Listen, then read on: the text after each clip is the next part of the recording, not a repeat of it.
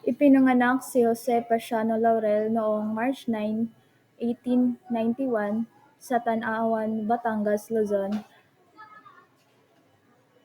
Miyembro ng Malolos Congress ang kanyang ama, kaya nang sumiklab ang Filipino-American War, isa ito sa mga dinakip at ikinulong.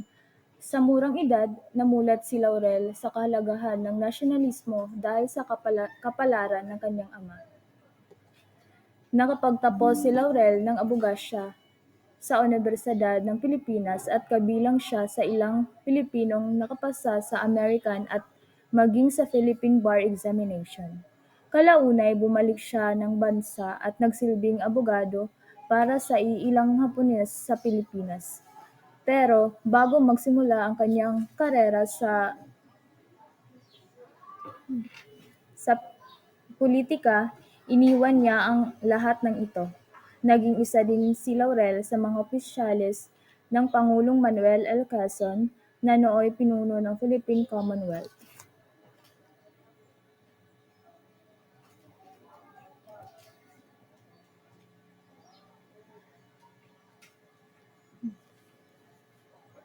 Puppet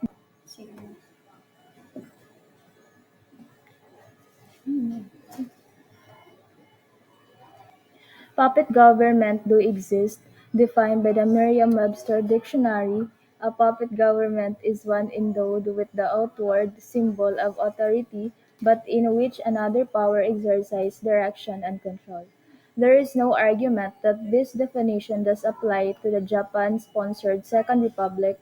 However, it makes little announced about what happened during the period. Did Filipino leaders of that time, such as President Jose P. Laurel, Benigno S. Aquino, and George B. Vargas, among others, automatically side with the Japanese as collaborators? The answer is a lot more complicated than what has been represented in our basic history lessons.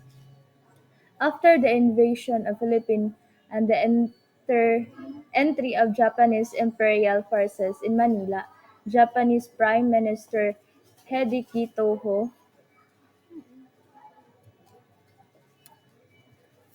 announced in January 1942 that Japan would grant the Philippines the honor of independence if the Philippines understood Japan's great intentions in the war and cooperated sincerely with the Japanese.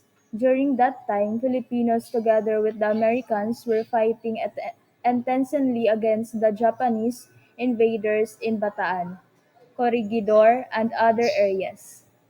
A week after the announcement, Toho noted that sufficient progress and cooperation leaders in cheating the Philippine Executive Commission tasked to carry out Japanese plan.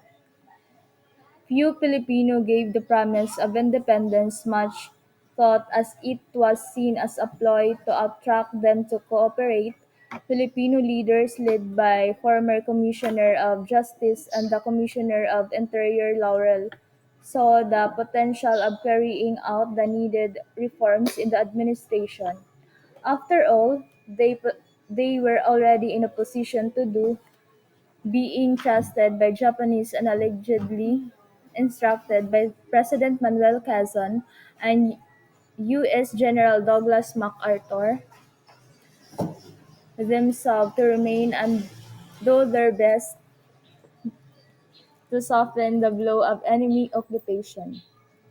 In 1943, Toho repeated his promise and visited Manila to witness for himself the conditions of the country.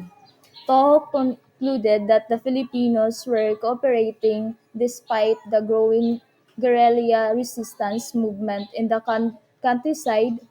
He declared that Japan would grant independence within the year. Japan mandated the creation of a Preparatory Commission for Philippine Independence or PCPI, and Laurel was named president of said commission. The Japanese made to secret that they had their own ideas and drafting of the new constitution. Laurel,